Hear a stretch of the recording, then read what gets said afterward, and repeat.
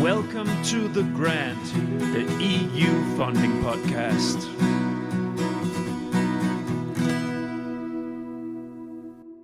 My name is Niels Winter and I am the creator, editor and host of The Grant. The Grant is an independent, non-commercial podcast initiative with the ambition to dig into all corners of the EU R&D funding system on topics of interest for the full EU R&D funding community. I am myself an old private grants consultant, and it is a sector and people I care about.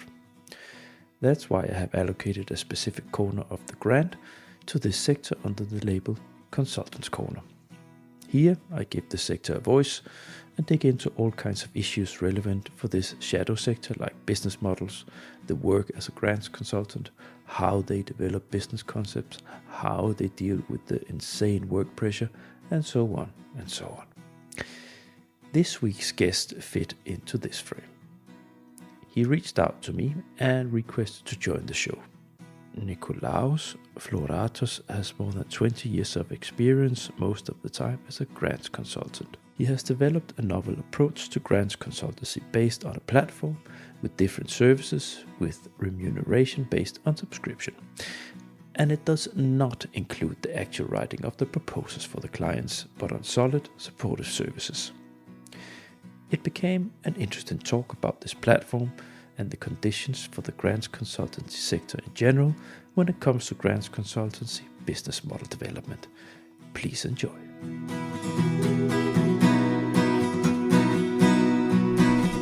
The Grant. Welcome to The Grant, the EU funding podcast. The show is rolling on. I have a little bit of a break with the timeline series. I still need to get some guests along to be able to finalize that. But as you all know, it's a never-ending story. It's a never-ending initiative. So eventually I will finalize the timeline series. Now, for today, I had a quickie, so to say, a quick guest on board. He reached out and we made a quick deal. And then a couple of days later, here we sit. So before I introduce the subject and anything else, Nikolaos, welcome. Niels, thank you for that. I'm a big fan of your podcast also, and I'm really happy to be here and share some of our knowledge and have a fruitful discussion together. And thank you so much, first and foremost, because this is exactly what is keeping the blood streaming in the veins of any podcast, is that you actually reach people, and that people like you get actually something out of what you do. So it's a lonely game to be a podcaster if you do it alone. So it's always nice to get compliments and appreciations of what you do. So thanks for that, Nikolaos. So for the listeners today, we're going to have a talk about business alternative business models or ways of developing a grants business model that has some twists and turns in vis-a-vis a more classical way of doing grants consultancy. And you have all sorts of companies out there that do all kinds of ingenious ways of attracting clients and making added value to the people they help. So you have developed a specific one, and we're going to have a talk about that today. Before we reach so far, could you shortly present yourself? Yes, thank you for that.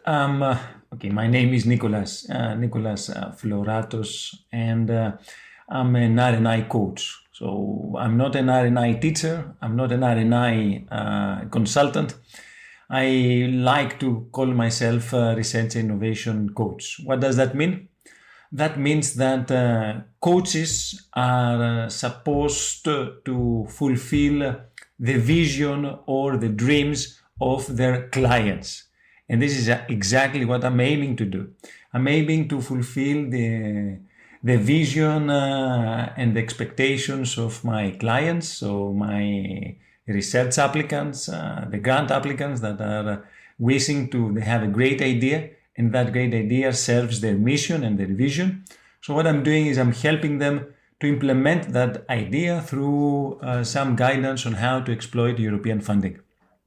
So overall, this is what I do. If you Google funding expert from your place, from any location, you will see either my name or my academy, Funding Expert Academy, popping up first with organic search. And this is because I share a lot of value with my public, with the audience, and I would like to receive also feedback from them.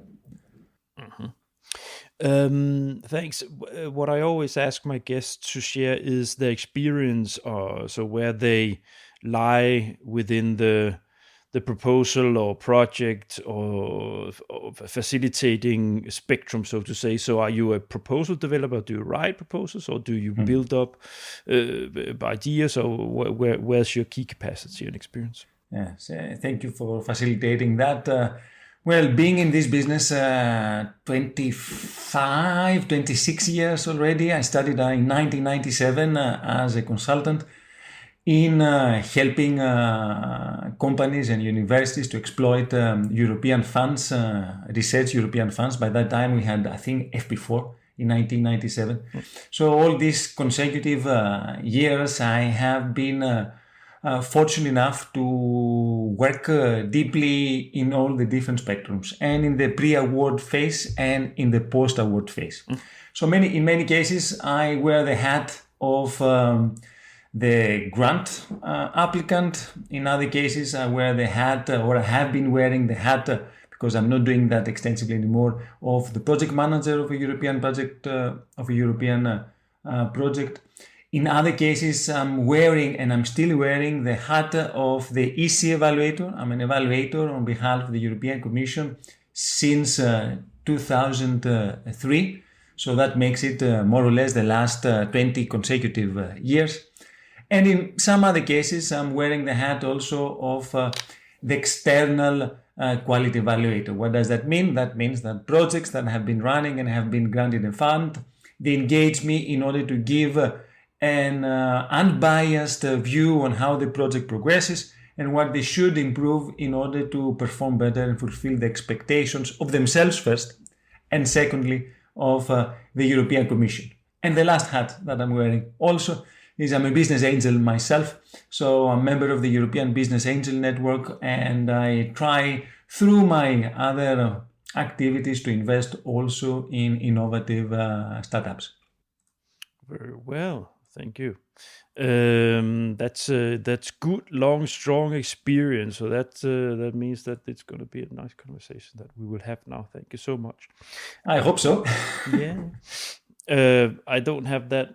I've started, my experience starts in 2008. Framework Program 6 was about to end, as far as I remember. I was coordinating a FP6 project. But yeah, so that's as far back as I go. But it still feels like an eternity. I can imagine. Time passes very quickly, but definitely it's an exciting journey. I mean, you're learning so many things. You're learning so many interesting people. You are coming across with so many interesting ideas, or with so many interesting innovations. So I can say that sometimes people believe that I exaggerate, but I strongly believe that I make, at least as much as I can, the world a better place. And how can I make that? Well, I make that by helping others to provide solutions for the society, for the economy, by getting financial grants. It's nice. It is, because that's, I guess, for guys like us, it's that's the treat of it, I guess. The workload of it just broke me down, so I had to leave it. But the nice part of it is the content you make. Then there's a lot of work connected to it. But if you manage to deal with that, it's a lovely area to be working within. Yes, because you meet so many interesting people. Exactly, and the important thing, to my view, is not to get panic. Never hesitate to ask help. Never consider that you waste time when you train a colleague of yours that is part of your team to work together and help each other. It's always a very good investment. And although, consultants or coaches, they believe they can do anything, they cannot do everything. So we need to delegate. As I keep on saying to my students, don't delay, delegate. So it's an important motto for me, and I try to follow it as much as possible also in my business. All right. As I also mentioned to you in our pre-talk, I always give my guests the possibility to shameless self-promote whatever organization they work for, since I ask people to come in here free of charge. But even though you requested, everybody get this chance, because this is my show and I decide. That's the enjoyable part of being independent and non-commercial. So tell me, Nikolaos, shortly present the company. We will, of course, dig into your business model and how it works with that. So it's, but just shortly explain a little bit. Okay. No problem. So the business itself,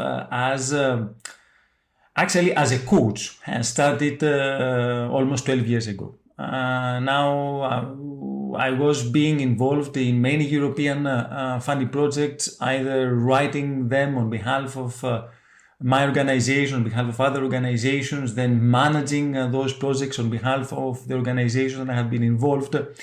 But still, what I felt like missing was, although that was a great experience, I was meeting a lot of people, I had to travel a lot, and I was also visiting new places. It was an exciting journey, but still I was feeling something missing inside me. And by accident, I was asked to deliver a training on European funds, on how to exploit European funds. That happened 12 years ago in a group of 10, 12 people. So it wasn't that big. But what I can remember from that training was two things. The feelings of my students after the training, that they were feeling really confident that yes, they can exploit now European funds. And on the other hand, an enlightenment and a positive feeling, a positive emotion inside me, seeing all those faces, and also me feeling fulfilled. And then I said, no, that's what I will be doing for now on. I mean, this was what actually came to me. Now, the vehicle of doing that, of course, now is through my two companies, Key Innovations and Key Innovation Cyprus Limited. Before that, it was another company in Greece.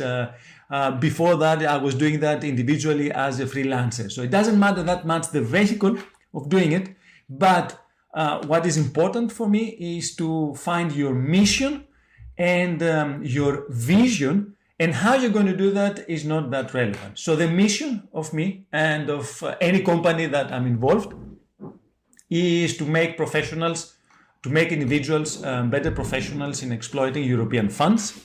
So this is my mission, and this is what I try to do every day. And what is my vision is becoming one of the most well-established coaches in research innovation, one of the most recognized in Europe the next 1 or 2 years. And actually, this is one of the reasons that I am in your podcast. So what I would like to conclude is, and probably we'll talk a little bit more about that later, is that it is important for everyone that is trying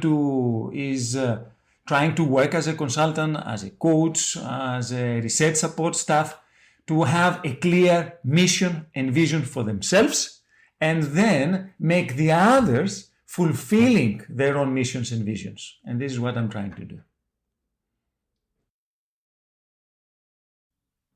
Yeah. And you can only do that when you have experience. So it's and passion. Because you have, of course, with all those years of experience, you do have the stamina and you have the buffer, so to say, to deal with different kinds of people and situations and so on. So, But you're welcome. You can use this episode as much as you want to spread the good word about how you work and so on. So be my guest. That's why. That's that's part of being on board such a thing like this. So you're welcome.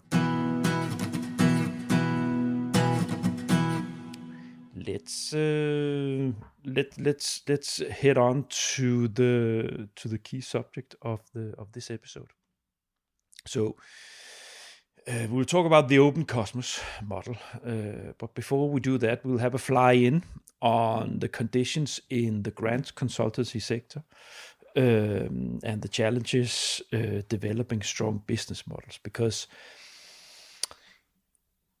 the grant consultancy sector is a place of high. It's a very competitive sector.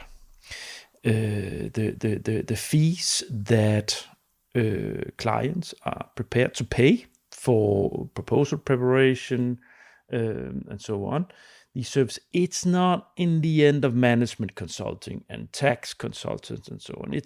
There's a little bit more critical view on these kind of services from the client side. One of the reasons being that you cannot secure them that they get the funding that they ask for. So that's something that is always there and hanging there, which means, so this baseline condition means that companies in the sector, they have to stretch themselves a little bit on what kind of way, what angle they take on the service they offer, and the fee models and so on. I've been working for one company. I know of other companies and ways that they do things. So I know a little bit about how things go and the way that you try to squeeze yourself as a company to make things attractive to the clients that you try to approach. Now, this means that guys like you, because do you have any? Are you a one-man band? No. There is a team behind Open Cosmos. If we're going to focus on that. However, what we are doing, and I think that the name consultant has been misinterpreted in many different ways, either in a positive or in a negative way. In a positive way, clients think that a consultant is a savior, someone that will not only make their life easier, but will take a lot of their workload and then is going to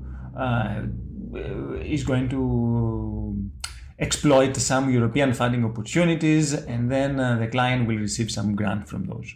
Exactly. On the other hand, there's a negative interpretation on consultants that they might believe that they are overpaid. They might be some waste of time. If they had, some clients believe that they could have done a better job than them.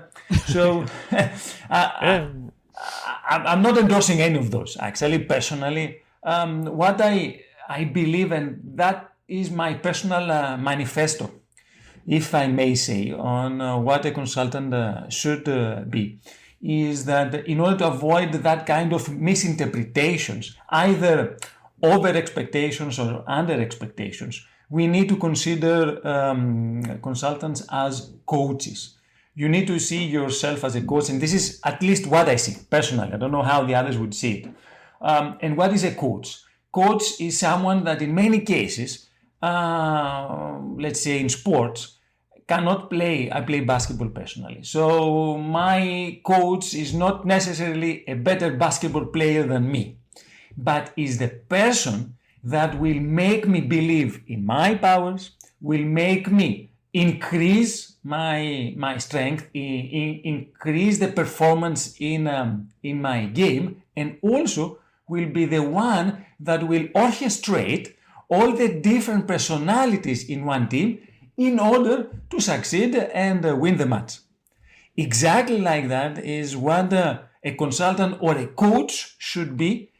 Personally, this is my personal opinion, in European funding, and in our case, in European research funding programs like Horizon Europe. So what does that mean? That means that a consultant or a coach, that's why I self-introduce myself as a coach and not as a consultant, what should do is probably cannot write a better proposal than the client himself or himself. However, what he can do better is he can see the overall game. He can understand what are the weak points and the strong points of his or her team. And the team are the clients, the ones that are interested to exploit funds with a grant application. So he or she understands the weak points and the strong points of their clients, then works a lot on the strong points and exploits them extensively, and on the other hand tries to eliminate as much as possible the weaknesses, either by reworking some further strengths or by introducing some other players in the team that they can fill the gap and eliminate those weaknesses. So, for example, we have a team that is a team that is an expert in a scientific domain. Let's say that this is nanomaterials or it is graphene, and they want to write a grant application regarding graphene or new materials. And they are excellent in that. They know very well the state-of-the-art analysis. They know very well what is missing. They know what should be done. However, as scientists or as experts with vertical experience on that, probably they might missing what will be the impact of the future impact of that solution in the short term or in the long term. So now the coach should be able to understand what kind of expertise is missing, so that weakness not to be a weakness anymore. So they will try to identify or suggest another partner joining the team that will be able to fill that gap, that has some expertise on the impact or has some clear understanding on how these innovations in graphene or with new materials in the long term or in the short term will bring some benefits to society and to the economy. And maybe this is not that enough because, okay, even if you have that, maybe you will need also some political support in order to have the use of graphene being wider used. So probably they would like to engage in the team some policy advisors or some policy makers, even as indirect partners, in order to make the team that will be a winning one for that specific call that deals with new materials.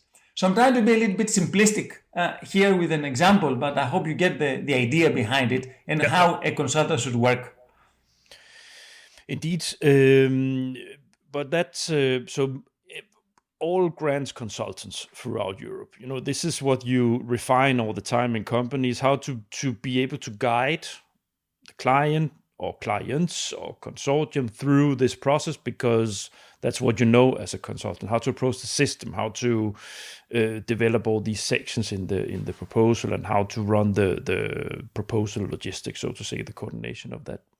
So that's that. But here it's a matter of how you develop your business model in relation to survive as a company and grow as a company, and that's tricky because this approach is something that what you just outlined. That's what they do in P&O. That's what they do in the companies I've been having on board for other episodes and so on. So that's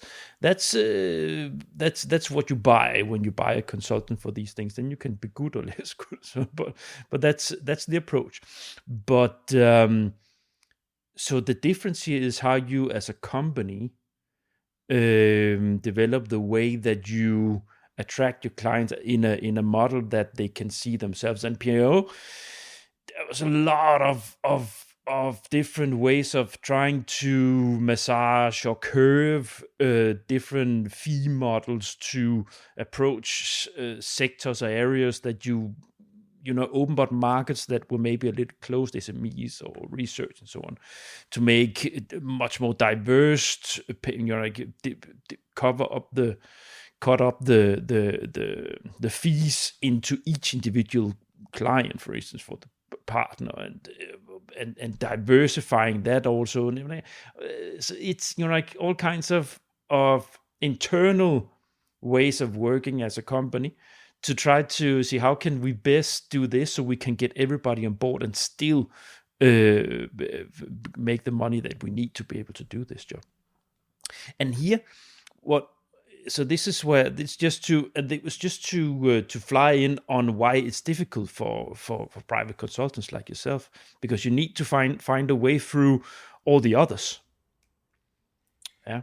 Even though, because you have many people also with many years of experience like yourself, and so that's why we need to talk about the open cosmos that you made, because I like the model. I've seen different ways to do it, but I like what you did. So maybe we should just move on to you telling us a little bit, me and the listeners, about the concept elements and the philosophy behind, and then we dig a little bit into it. Okay, thank you. So the philosophy behind Open Cosmos is based on a continuous question that I keep raising on myself. And that is, how can I serve more people? Why? Because the more people I serve, the more effective I am. So this is one motto that I follow all the time. And because of that philosophy and concept, we have Open Cosmos now.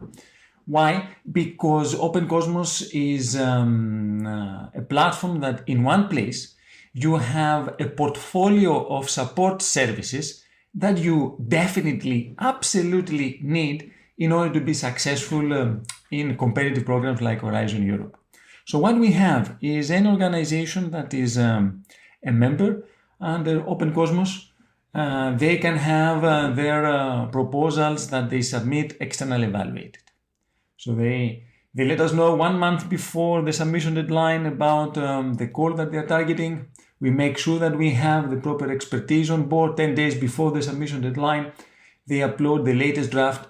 It takes us 1 or 2 days to evaluate it, and then we provide detailed comments, mainly on their weaknesses and what should be addressed. Because as you do know, good proposals in Horizon Europe are not going to get funded. And most of the proposals, when they finish, are in good state, but not in an excellent state. Yep. So the best way to transform good proposals into excellent ones is to have an experienced or a professional external evaluation. Yep. And I would like to emphasize the word external.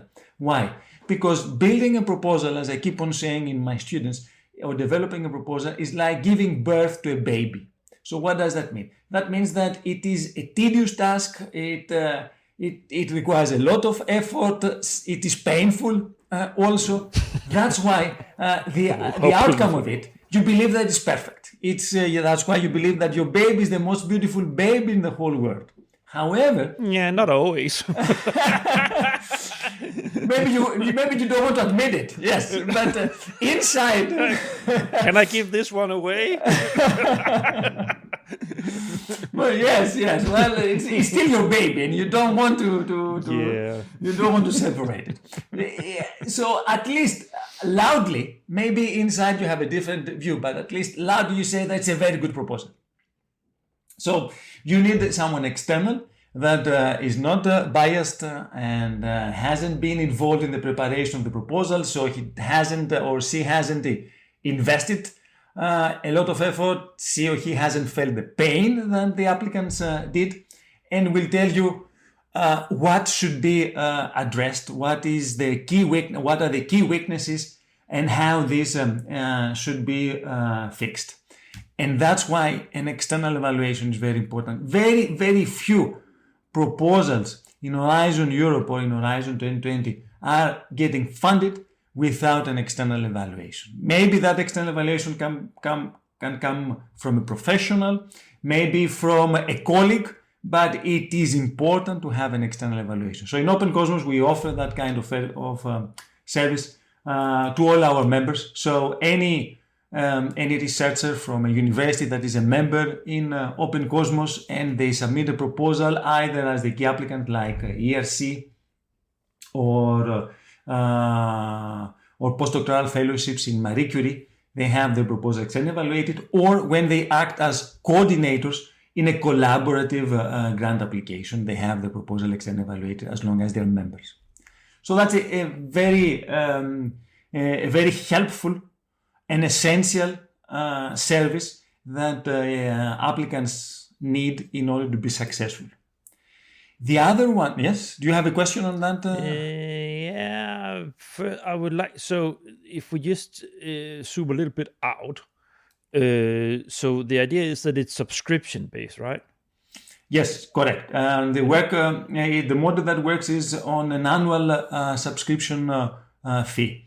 So subscribe to the platform. The organization registers to the platform, and then all its members, they can subscribe to the platform and they can use it for free. So the organization, as long as they pay the annual membership fee, then we allow anyone to subscribe as long as they have the same domain in their email address as the domain of the organization. Okay. So this is how we validate it. Yeah. And so do you have differentiated rates? Do you have different rates, or is it a fixed rate? Yes, obviously we have, because there is a different workload for a university and a different workload for a non-profit organization. Mm-hmm. So universities that require the largest workload from our part, why? Because they have a lot of researchers and a lot of them are using our services and they apply continuously in different programs and they have a lot of evaluations. It is 10,000 euros. Normally the fee is 20,000 euros, but we have a significant discount. So it's 10,000 euros for universities. Then for industry or for technoparks and incubation centers, it is 7,500. Mm-hmm. For SMEs, based on the official definition the European Commission gives, up to 250 employees and etc., is just 3,000 euros. And for non-profit organizations or for public organizations, it is 2,000 euros. And even for individuals, it is 1,000. Now, someone will say, why you need a subscription for individuals? Because individuals, in most of the case, they cannot apply as entities, as partners in an Horizon Europe project. Okay, they could apply, but of course we very rarely do so. However, an individual maybe will not be able to exploit the evaluation service, but they will be able to exploit many other services that we have, and I'm going to talk more about them. For example, the training service that we have, because all our members, they have unlimited access to all our trainings. We either the live ones that take place via Zoom or physically, or the ones that are based on recorded sessions. So we have already more than 20 different courses covering and the pre-award and the post-award phase. We believe that we need to be as comprehensive as possible, because the more comprehensive you are, the better the service is that you offer as a consultant or as a coach. So that's why we have an extensive list that is continuously growing. Why? Because every training that we have live via Zoom or even via physical presence, it is recorded and then it is provided in the platform afterwards for anyone to watch it.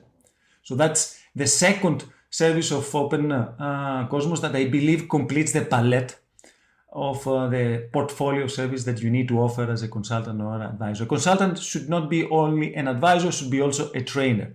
But consultants do not have a lot of time for being trainers. So that's the added value of Open Cosmos, because it provides that kind of service also.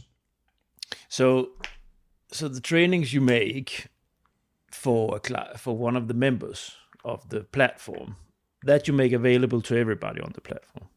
Is that how it works? Exactly. So anyone that has that their organization is a member to Open Cosmos, so any individual that works for a specific organization that is a member of Open Cosmos, they have unlimited access to all our courses. So for example, we organize every summer a training in Santorini on impact in Horizon Europe. That's Santorini is a beautiful island in Greece. So any organization that is a member of Open Cosmos, any staff, any research personnel or anyone can come and participate to our courses for free, even though others, externals, they have to pay a significant amount of money for doing it.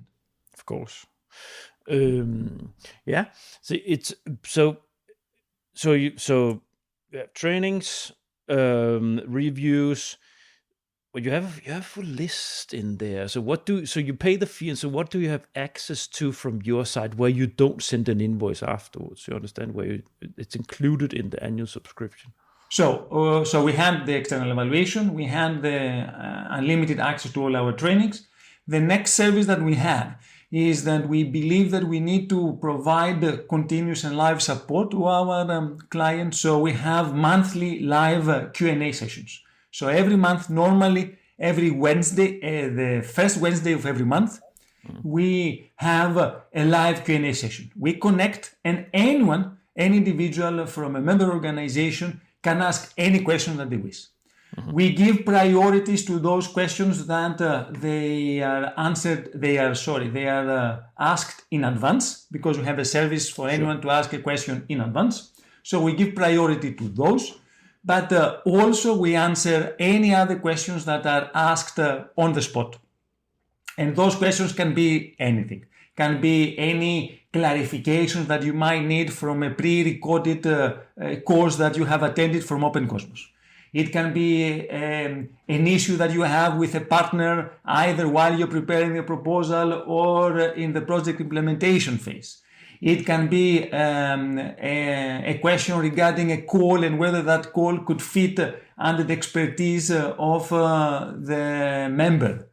Or you have a financial audit and you have some issues and you would like some help on that. I mean, we can have even that kind of support. Why? Because, as I said, the Open Cosmos is the outcome of 25 years experience in the business of research and innovation. Therefore, we cover all the different aspects that anyone needs. And we are a quite diverse group of people, as I said, 20 people. Not all of them working full-time, of course, but we engage them on an ad hoc basis, definitely. Nikolaos,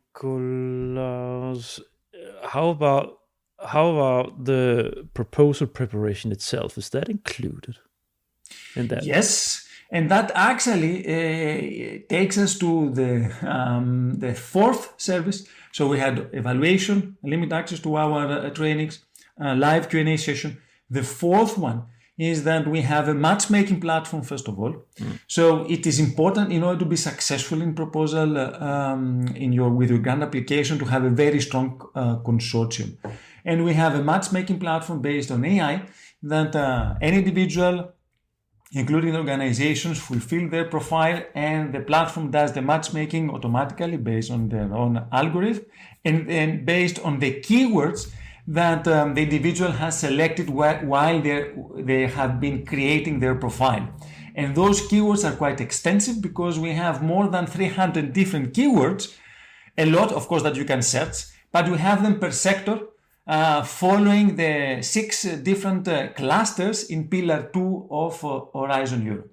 So we have different keywords for the health, different keywords for Cluster 2, which is inclusive societies and creativity, for Cluster 3, which is security, for Cluster 4, which is ICT and space, for Cluster 5, that is energy and transportation, and for Cluster 6, which is agri-food and environment. So we have more than 300, and these 300 keywords are changing because they are based on the open calls or the expected calls for the next 2 years. So for now, we have those keywords that are linked with the different calls that we have with the new work program of 2023-2024. So one thing that we do is we have a matchmaking to facilitate the communication between the Open Cosmos community members. The other thing that we have, which is related to the proposal support, is that as long as a consortium has minimum 3 Open Cosmos members in their consortium as beneficiaries, which means as partners with some with an easy funding contribution, then we provide free consultancy support. What does that mean? That means that you have a consortium that has 3 Open Cosmos members in their team, then we will provide free consultant support on the proposal idea, free consultant support on the call and the specificalities and what you need to be aware, where you need to pay attention, and etc. Free consultant support on the consortium synthesis and who else should be on board. Free consultant support on preparing the proposal concept, and detailed guidance on how the different parts and different subsections in the full grant application should be written. So this is normally a service that in the market, in the consultancy market, is charged from 15 to 30,000 euros, and we offer it for free in cases we have a consortium with minimum 3 Open Cosmos members on board. And so so what you just described here, is that also pen to paper? Is that writing? Is that coordinating the writing process, so to say? Or are you guiding the one who is writing it? We are not coordinating. We're not coordinating the writing process. The coordination of the writing process should be undertaken by the coordinator of that. Of course, we provide some assistance and some guidance, and we suggest some tools for doing it. But the coordination and the communication among the partnerships should be done by the coordinator. Okay, this is an important distinction, right? Because this is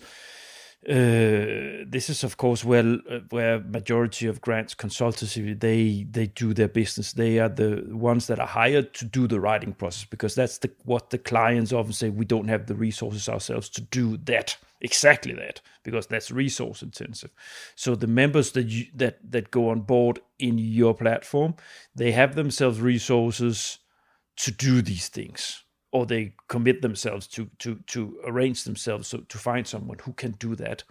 And then they get intensive support on the sort of guidance process from your side. Exactly. And what we suggest is, before providing guidance, to have the proper team members on board. And which are those team members? First of all, you need the coordinator of writing the grant application. That coordinator will be responsible for getting feedback on the proposal idea from various sources, inviting potential partners, coordinating the writing process of the grant application, assessing the quality of the grant application, but not writing any parts of the proposal. And why is that? Because that is a lot of work already. Yeah, indeed. So we need, if you don't focus, then you're not going to have an excellent proposal. So that's why we suggest, first of all, to have a coordinator with those roles in order to focus on those tasks. The second part in your team that you need is the writing team. So the writing team will consist at least of 2 different individuals. Yeah. And this is the really minimum one. One that will be, or 2 different sub-teams. One that will be responsible for writing the excellence and the implementation section. Why those 2? Because those 2 are very related. I mean, in excellence, you describe what you're going to develop, and in the implementation, what will be the activities for developing it. And you need another writing team for writing the impact. Of course, those 2 teams will not work in solitude. They will have to collaborate very closely. Why? Because what is impact? Impact is the benefits from the project results. And where are the project results? The project results are mentioned mainly in the excellence section and then in the implementation. So that's why, if you wanted to talk about benefits, either long-term benefits or benefits in society or in economy or in science from your project results, you need to collaborate very closely. But still, you need 2 different entities of being involved in the writing process. So this is very important. Very often in the consultancy business, as you said, the impact is undertaken by a consultancy company that they are members also of the consortium, but because they have the proper expertise. But through our trainings, because we have a lot of trainings in impact, we prove that anyone can write the impact, and actually at a professional level, as long as you follow a specific recipe. Nevertheless, this is just a bracket that I'm opening. So this is the second part in your team that you need. So we have the coordinator, then we have the proposal writing team. Then what do you need? Then you need an assistant, a secretary, give a name that will deal with all the administrative stuff, and also will be doing probably the first communication with people that the coordinator is not connected with already. Maybe they will make the first communication and then the follow-up of when the coordinator has invited for the first time a ministry in their consortium. So they will be doing the follow-up.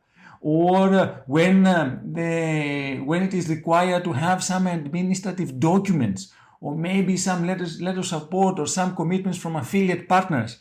So this will be the communication that standardized work has to be done by a secretary. It can be done by the coordinator, it can be done by someone from the proposal writing team. That happens quite often, but this is not a good practice. Why? Because then you miss focus from your key tasks. You miss focus from your coordination tasks if you are the coordinator that is doing that, or you miss focus from your writing tasks if you're part of the proposal writing team. So that's why you need someone that will assist you in all this administrative workload, and also including the data in the system, in the part A. Now that is a lot of information is required in the online part. That is the role of someone that should be experienced on that, or familiar, not that much experience, sorry, but familiar with that, or get familiar by reading the manuals quite easily. So a secretary or someone else could do that. In universities, we have the research support office that is doing that very often. But yeah, and the last entity, sorry, yes. Anyways, the just to sum up, so you guys, so you advise them on how to deal with their team and how to set up their writing team, and then they do that, and then you assist them through the process without putting pen to paper. So that's sort of the key element here in the model that you have, subscription model.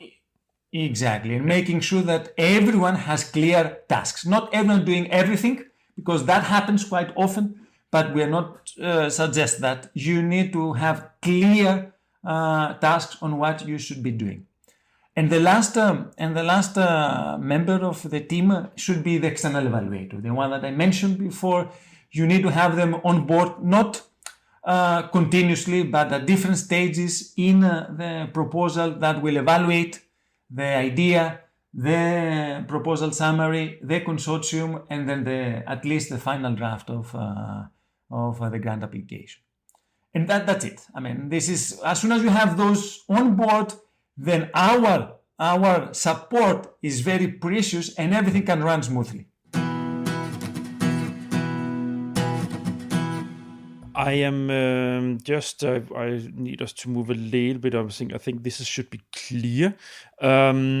So I had a couple of questions. So in relation to the knowledge, do you have a knowledge which databases do you connect? Do you connect to databases, or how does that work? Both for the matchmaking and the knowledge. Do you have?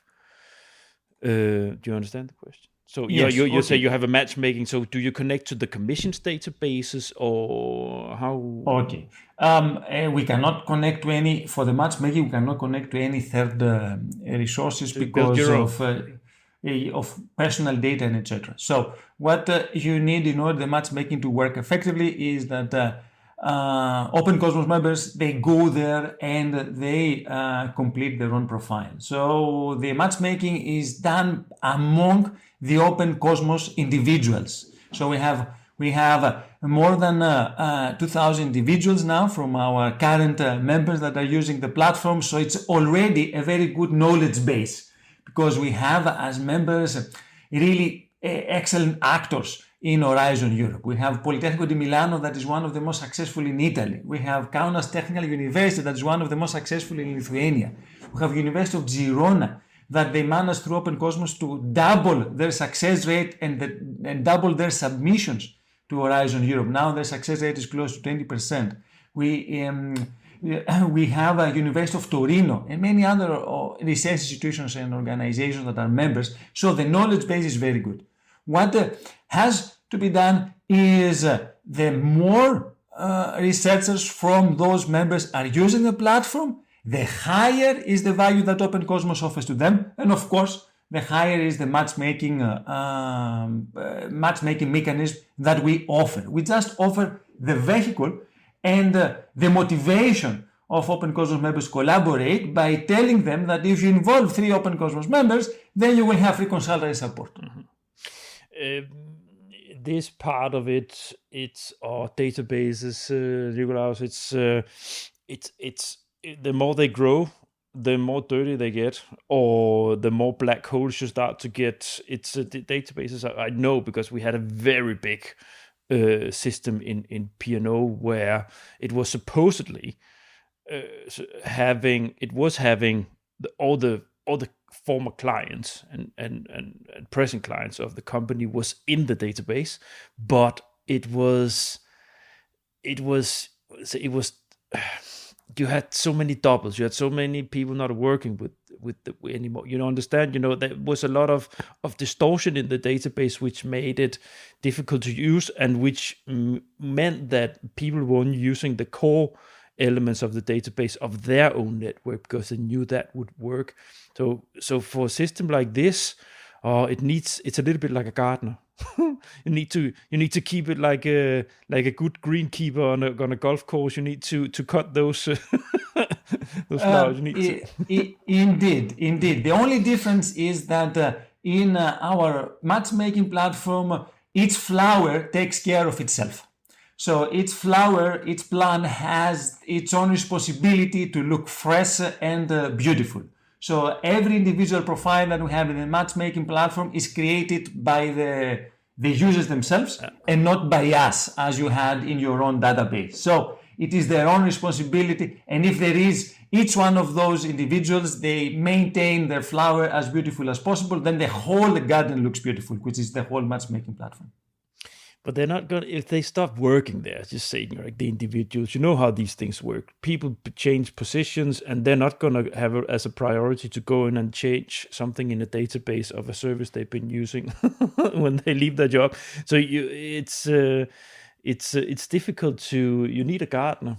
That's my experience, but I don't know how are those thoughts that you have sort of reflected on when you develop this part of it?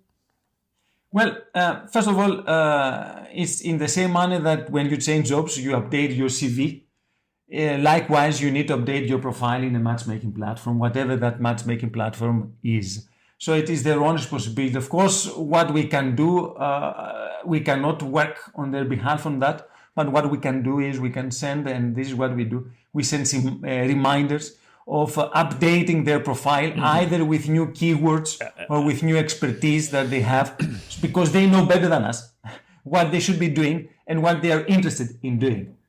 Yeah, it's interesting. We probably, as we will, it's not going to be the last time we talk. So I will get back to it because it's something that I know can be tricky. So I will ask this question again in the future, how it's going with that database. And there are some other services if I want you to complete, and this is not important about Open Cosmos, but it's important on what a consultant should be offering to their own clients, and this is what already Open Cosmos offers. So in addition to we had external evaluation of the proposal, we have unlimited access to trainings, we have live Q&A sessions, we have matchmaking, we have free consultant support when there are 3 Open Cosmos members in a consortium. What we have in addition is that we have, first of all, for the trainings, as long as you attend a training, you get a certificate. And that's quite useful personally as an extra motivation for individuals to work on their skills and enhance their curriculum vitae. So it's important. The other thing that we have is we have a database, a list every month. We issue a spreadsheet with all the open funding opportunities across Europe. Not only in Horizon Europe, but all the funding opportunities. So someone that is interested downloads the Excel file, then they would search through the keywords and they can find which ones are applicable in their case. So they have access to open funding opportunities.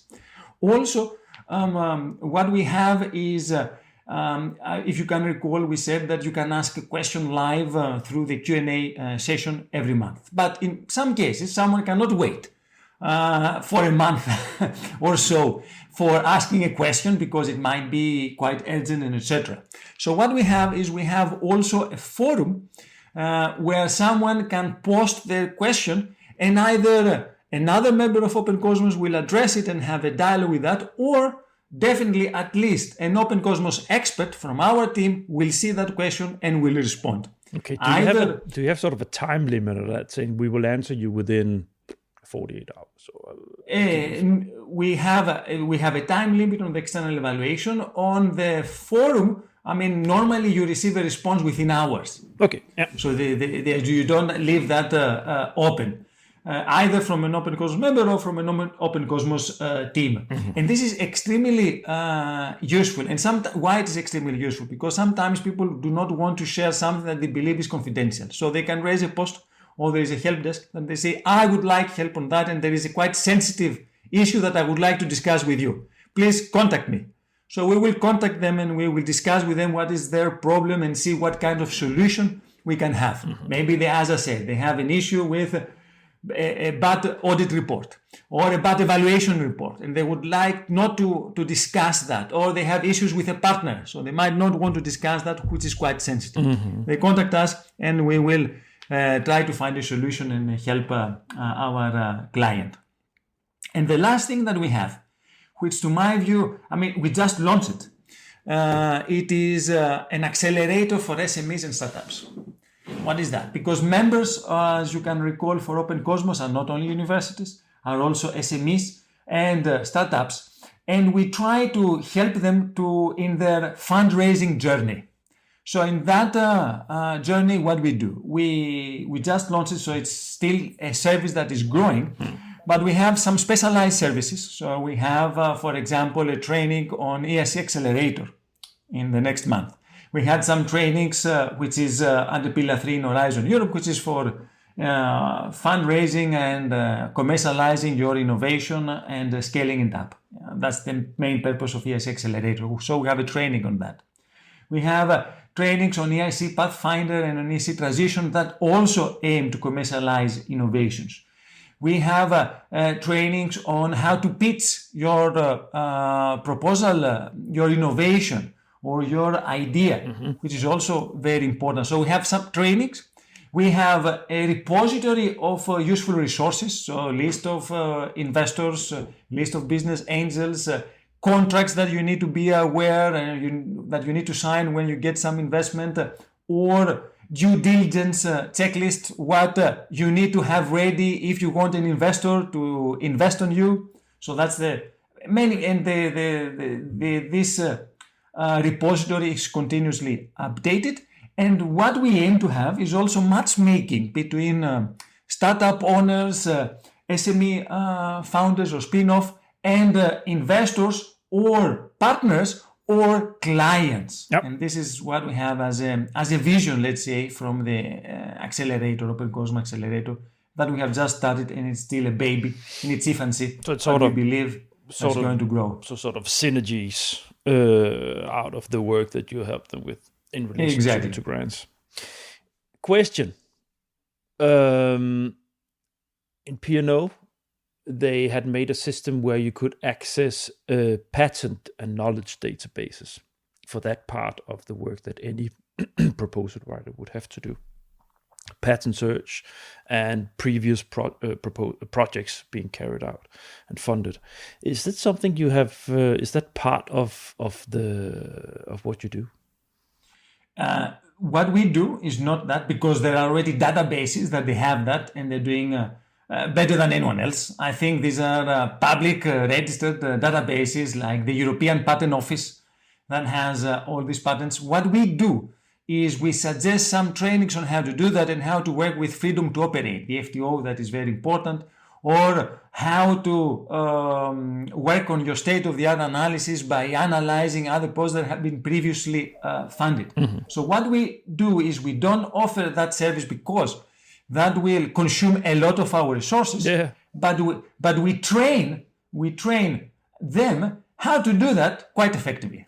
I mean, depending on their own area and on their own expertise. Either we suggest a training that is provided for free, either we deliver that training, or if it is for a patent search or for freedom to operate jobs, or we educate them, we train them on how to identify similar projects that are related in their field and how to establish synergies with them, or CC, or do a competitive analysis. Yeah, indeed.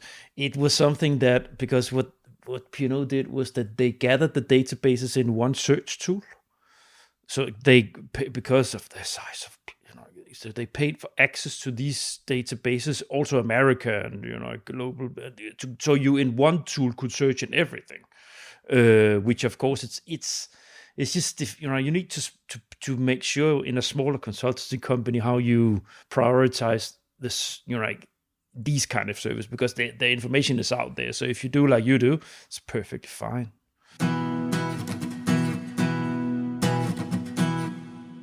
We need to slowly, it doesn't have to be too much longer from now on. So maybe we should, so I think that's more or less presenting the model, right? Yes, and the concept. And so what comes down to the square root for me is that you have developed something where you can scale up the amount of support you can give, because you have scaled down on the resource intensive side. Say, look, we do not write things for you, because that is the resource intensive part. We do not do that, but oh boy, we help you with many, many, many, many other things that you will be needing, and that will distill your proposal into being something very, very strong when you finish, if you use these subscription services in the right way. Exactly. We put things in proper order, first of all. And secondly, we don't make them being dependent on someone else to do their work, to do this writing process, administrative. We just tell them how it should be done, how effectively it should be done, and make them realize that if everyone has clear roles, then it's not that much hard work.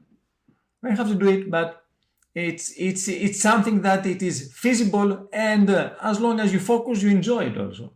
Yeah, well, the thing is, you cannot never get me to say that it's not a lot of work to write a proposal, because it is. but it's gonna help with these kind of assisting services that you're offering, definitely. Yes, let me be more clear, and sorry for that. When I say it is the administration of writing a grant application is not that complex, and this is what I want to emphasize. The coordination of writing a process, as soon as everything is in order and you have all the team members that I described on board with the proper expertise, then it is not that sophisticated. Exactly. And since you stress that out, what I would like to highlight also is that writing a proposal, if you do it gradually, step by step, it doesn't look that challenging and difficult. And what I mean with that. So, for example, instead of start writing in a narrative format what you should be writing under each section, you are starting first with some bullets, with the main ideas. Everyone is feeling more comfortable by writing something in bullets rather than trying to fill the gap with pages, and then we don't know what he or she is talking about.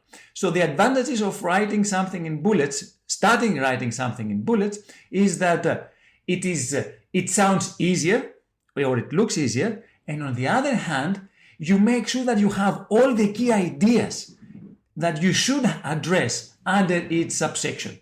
So this is how we give our guidance also. When we guide the applicant what should be written under each section, we work a lot on the bullets and the key ideas that should be addressed per subsection, in order to make sure that everything will be addressed, and also it will not look that complicated for doing it.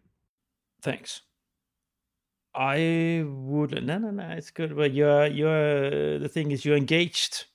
You have a heart beating for this because you developed this. So of course you have a lot to say about it, and it's okay. And I'm trying to balance it because of course you also want people to to tap into your solution and get clients on board. I need to balance that so it's not just a sales session. Well, actually, when I provide service as a consultant outside Open Cosmos, I do exactly the service that I just described.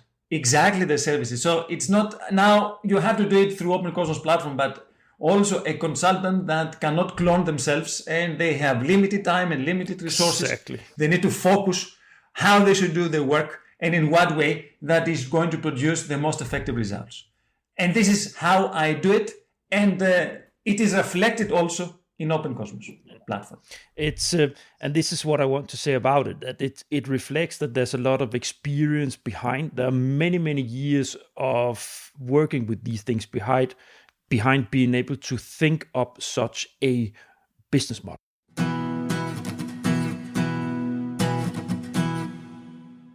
Because that's what we're moving into now, the business model as a like methodology, so to say. Just before we close this episode, we should have. I would like to have a little bit of talk about this, because that's also what I mentioned in the fly-in to this when we talked about the challenge of consultancies within this sector. So what you have done here, you've done something where you keep yourself out of what everybody's, because everybody's doing the writing. Yeah. That's the main thing that they put on top, and then you have the reviews, you have the trainings, you have whatever. But here you say you step a little bit out of, you take off what normal consultancies would put as the top bullet on services. You remove that, keep the rest, but then you develop on the rest of the things. And then adding to that a subscription model where you have access to everything, and as long as you keep that annual subscription, which helps you as a company of income security, to say that's for the next year, and if the clients are happy, it's on a roll. So that secures you as a business. You have a more secure stomach. You don't have to run out every time and secure that 20,000 euros for the next proposal you need to write for the client for the next call round in autumn. You know the drill, because you probably tried that certain period in your career. So with this, it makes it more. If you have the point here is that you want to make sure that your clients are happy with what you do, because then they're just going to stop the subscription if they're not. So you need to make sure, if you do that, then it's and your client base is rising, you get more buffers in there that makes it easier to run a consultancy, a business. Is that correctly analyzed? Yes, exactly, because as you mentioned, and we have been discussing here, the biggest challenge of a consultancy company is not the lack of expertise. They have a lot of expertise, but the lack of resources. Yeah. So you don't, and apparently the more resources you have, the more clients you can get. But that it can be quite tricky, because you might have a lot of resources, but you might not have, on the other hand, many clients. So how are you going to pay your staff and your experts? Mm-hmm. Therefore, I believe that as soon as you put everything in order, everything is clear of what each one will be doing. What will be the role of the consultant? What will be the role of the coordinator? What will be the role of the rest of the partners? What will be the role of the administrative staff? Then everything will run smoother and by far more effective, because we allow people to focus and not claim that they work, but they work actually on their tasks that they have been assigned to them. And this is what makes also not only the job of the consultant much easier, but also the whole result is much better. Why? Because you take advantage of the group dynamics. It's a very, in many cases, because of lack of time or because of lack of commitment of some partners, the heaviest workload goes to one or two partners plus the consultant. And the more the workload is, the less is the quality of the result if you don't have the proper resources planned and organized. Therefore, if you set a very good start at the beginning of who should be doing what with specific tasks and having the consultant making sure that this take place, then a lot of work has to take place with not that successful results apparently.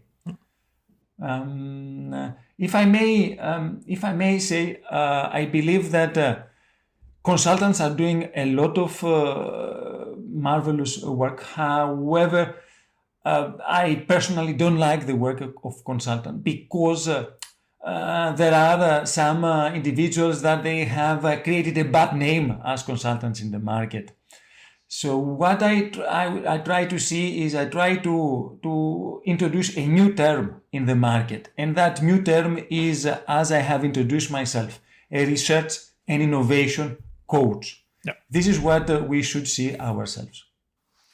Yeah, it's definitely, well, the lingo is what it is, but I'm happy that you found for yourself a way of redefining that role, which also changes the perception from some clients, I guess.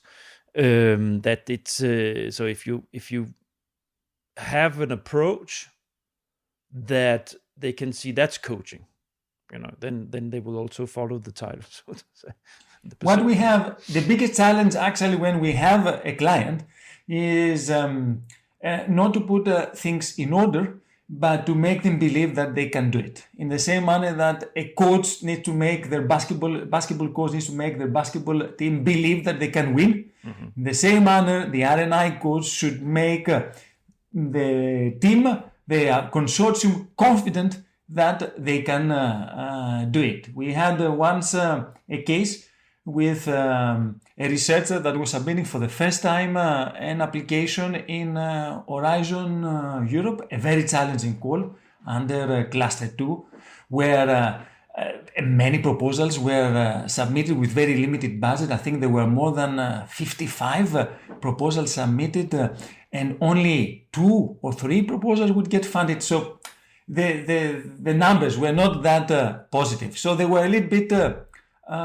pessimistic on that. So what we did, and we focused first, was to make them believe that if they follow the process and if they do whatever we suggest that it should be done, it will be at least a very fulfilling experience. And what I mean with a very fulfilling experience means that you're going to learn a lot out of it, and you're going to become more professional on that. And secondly, you have a lot of chances of being accepted. Now, that proposal was the first one in the reserve list. Mm-hmm. Hopefully, they will add some funding for being actually granted. However, for me, that was a very positive outcome.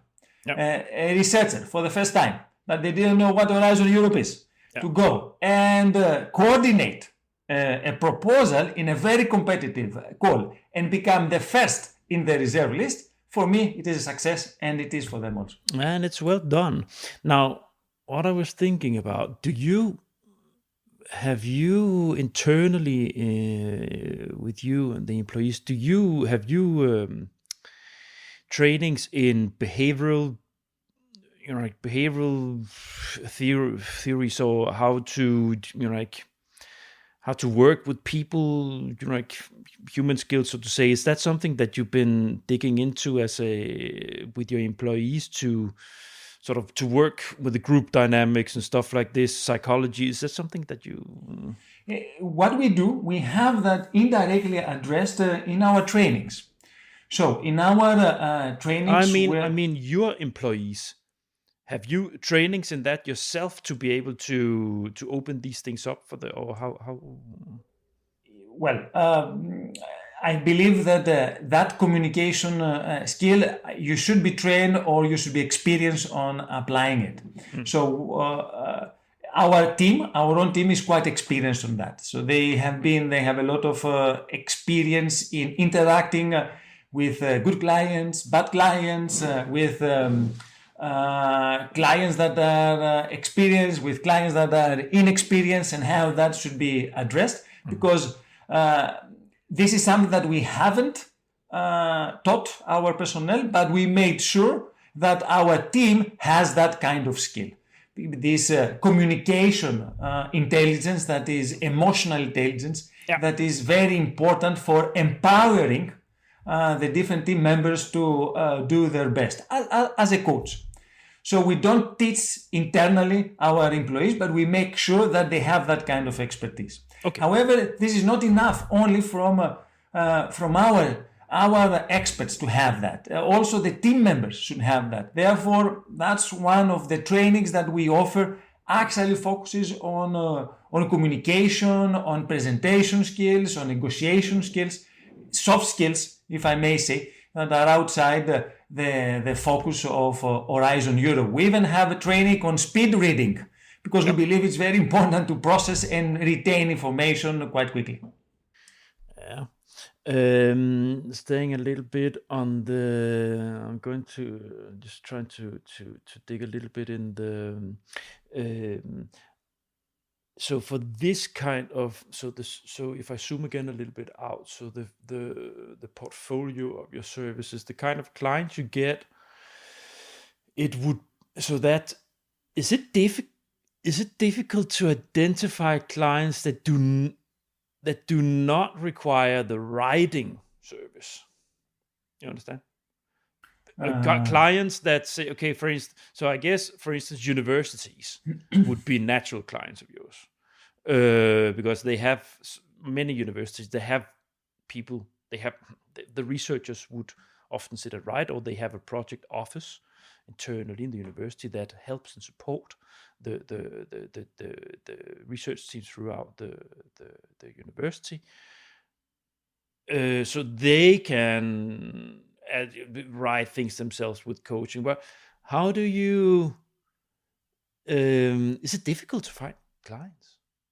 Because it's just my experience is that was often what most clients came for. Like with business developing, was that they needed that for the heavy. That's what they wanted. That was what they asked and wanted to pay for. That was the writing part. But yes. Can you share a little bit? Yes.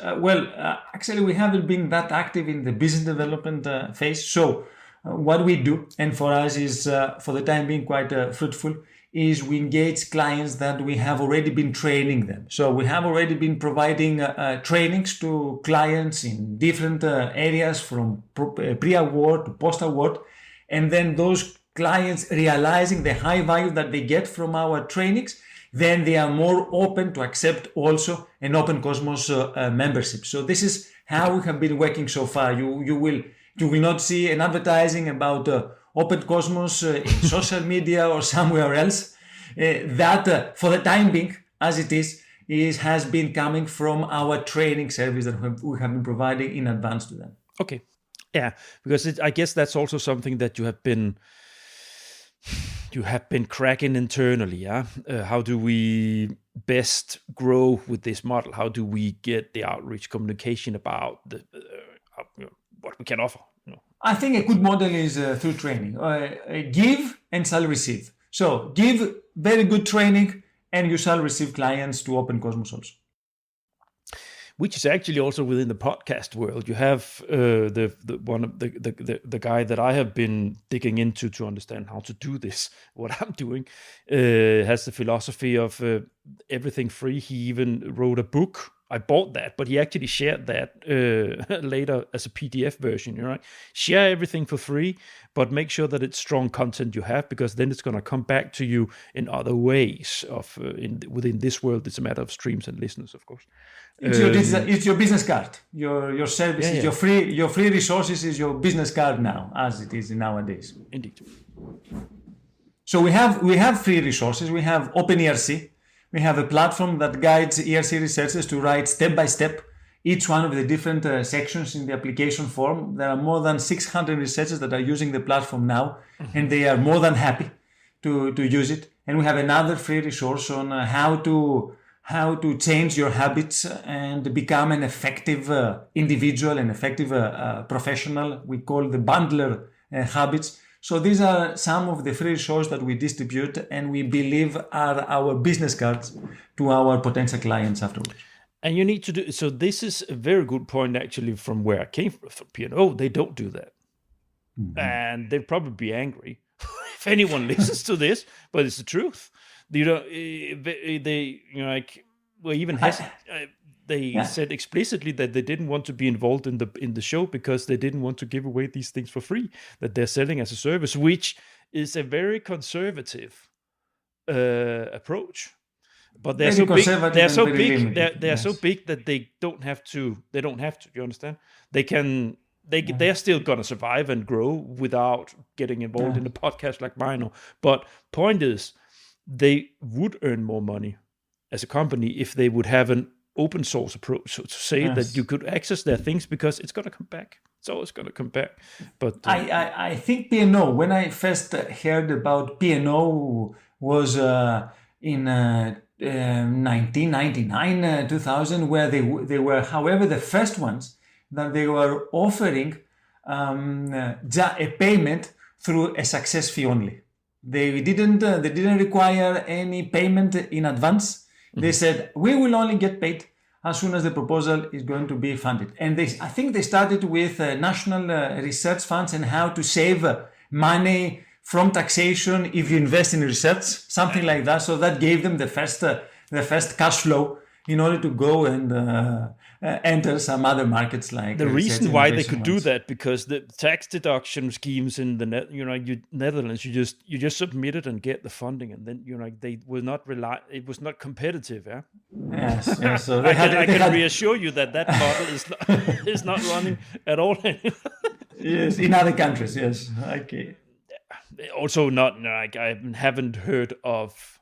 Sometimes we would give away joining proposals for free to some partners, but as principal, people would also have a down payment together with the success fee. So, Indeed. No, Nikolaos, we need to wrap it up. It's been great to have you on board. What I always have in the end as a segment is the toughest challenge. You actually had another question about the business model but that's related to your team. Because you have resource intensive periods when you write proposals. And so on. That's up towards the call deadlines, of course, the last month towards that. That's very rough on the team. How is it with this model? What is the resource intensive for you guys? Of course, you have the same pattern towards deadlines. But then I guess it's a matter of the scale, because that's what you wrote me in the beginning, that many of your clients, they have scaled up their proposals due to the model that you run. That's good. But I guess on your side, that's if they scale too much up, then you're going to be a little bit under pressure on the reviewing. And Indeed, that's why we ask 1 month in advance to let us know what kind of call they are targeting. So we need to engage the proper expertise on board that allows us sometime, if we don't have it in-house, to find it outside. So it is not that much work from our side as long as we follow that timeline and this specific workflow. You cannot have your external, first of all, you cannot have the service of external evaluation if you let us know 29 days before the submission deadline. It has to be the latest 30 days before the submission deadline.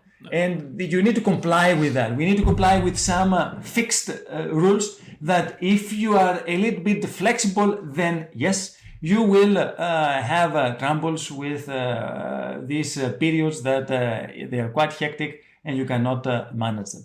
So we need, first of all, to have fixed deadlines and having 30 days before letting us know, notifying us about their intention to use our services, and the ones that require a lot of expertise, that is manageable for the time being. If it was 1 week, 2 weeks, even 3 weeks before, I cannot guarantee that. But 4 weeks before, it is something that allows us to allocate the proper resources in time. No, that was just a quick thing. I just wanted to make sure to check with you. I'm mine for the employees. I have a heart for them. Yeah, Indeed. No, Nikolaos, the toughest challenge.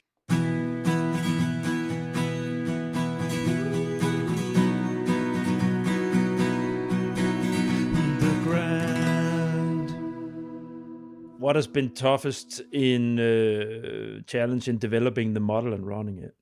So you can divide that into two, so to say. So what was the toughest challenge in developing the model? Well, we needed the toughest challenge was to find the proper time and the resources of doing it. Because if you understand, Open Cosmos is something that you just see the tip of the iceberg. There is a lot of work behind it and a lot of resources which actually require the coordination of a lot of different expertise and disciplines. So we need to have we had to make sure that we had that expertise on board, not only from the knowledge point of view, in evaluating and supporting as a consultant the grant application development, but also from the logistics point of view, to have the proper platform to be set up, to see what should be that platform, where we're going to use it, who should be responsible for what. So setting and developing the platform required a lot of thinking that was actually 3 years. It took us 3 years to work on it and actually come out with Open Cosmos. And it's still not over. This is actually something that on one hand is a big challenge. On the other hand, makes everything very exciting. And what is that? That we never believe that we have received a plateau. I've just told you that we launched a new service, which was the accelerator for SMEs. We are always thinking of new services that we should be providing in order to serve as many people as possible to excel in European funds. And that makes it demanding on one hand, but quite exciting on the other one. So it is one of the biggest challenges, but it is quite fulfilling doing it. Yeah, it should be concept developing and yeah, that's nice. Yes, you need always, the biggest challenge, you need always to think how you can add more value to your current and to your new clients. You need to be thinking on that. So it took us many years to do that. It will continue taking a lot of years, increasing that quality, improving that platform. And it should never stop. And I guess the challenge here is, of course, so you have the resources of employees. And then you need to understand, if you develop more, can we do this in the same? Or is it going to put strain? How is it with the business model? Can we hire more people? Can we allow for that balance of I guess you need to. So if you add a service, you need to find out, is it added value enough? Is it something that's going to generate more and more? Is it going to be more attractive so we will have more clients coming, or is it just going to put more pressure on the employees we have? I guess that's sort of the balance. That's a very good point. That's why we don't compromise on the quality that we offer.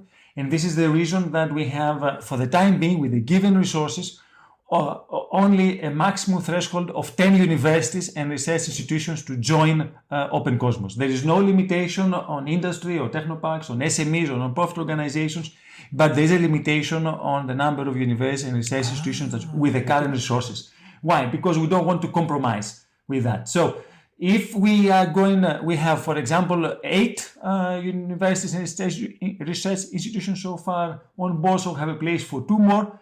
If then, as soon as we reach that point, and then we're going to consider whether we're going to have more universities. But if we're going to do that, we're going to increase our resources. I understand. So the business model, your fee model for universities probably lower than industry, and then you say, look, this is what we can manage. You have a lot of work working with you guys.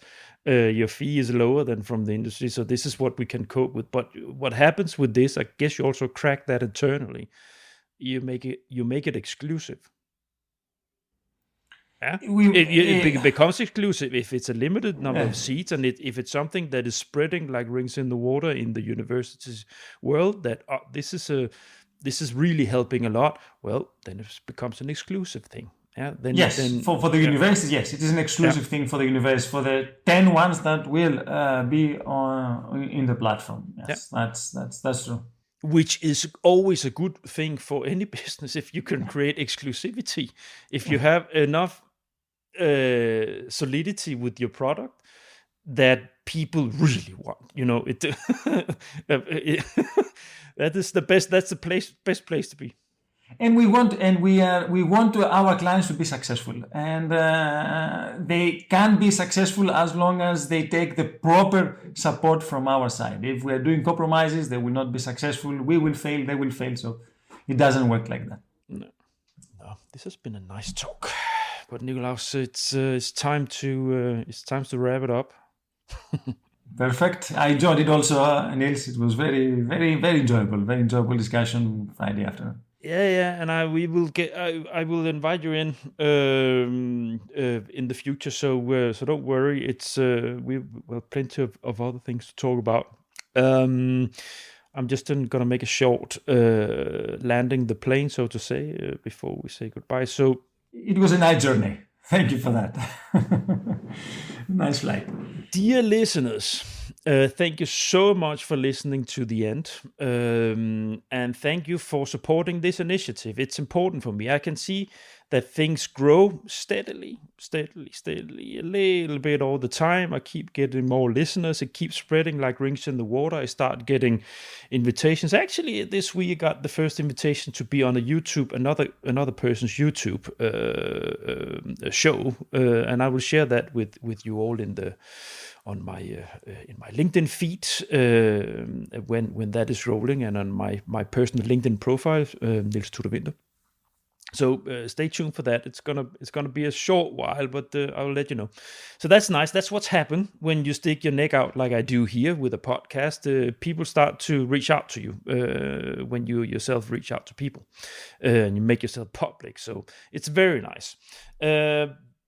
Content-wise, I am trying to move forward with developing some segments that are not as long as my episodes are now, because I'm much aware that the growth in a podcast like this needs also to have shorter episodes, because many people, they don't have the time to listen to long episodes. I have steady listeners, and thank you so much for you all out there that have become regulars.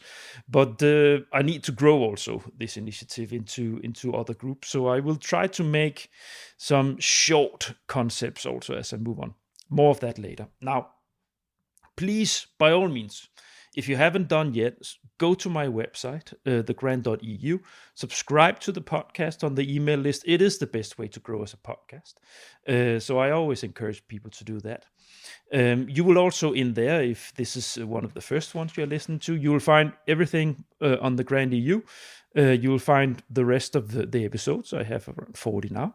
The universe is growing slowly, so it's an initiative that so slowly starts to get quite solid, actually. So that's that. Nikolaos, thank you so much for coming here. It was my pleasure. If I may give one tip regarding how people should listen to your podcast, because they're quite long. What I do personally, I listen them in double speed twice. So for me, it's quite effective. So 1 hour's podcast of yours, I can listen it into 30 minutes while I'm having a lunch or so alone. That's great. That's great coaching. And I got that without submitting to your website.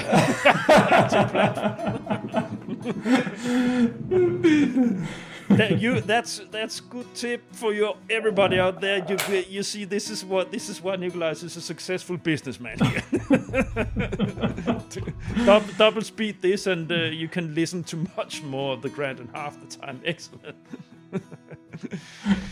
No, Nikolaos, always great to go out on a laugh. Thank you so much for coming in, and please enjoy the wonderful Greece. We love the country. Thank you, yes, and we'll stay in touch. Bye.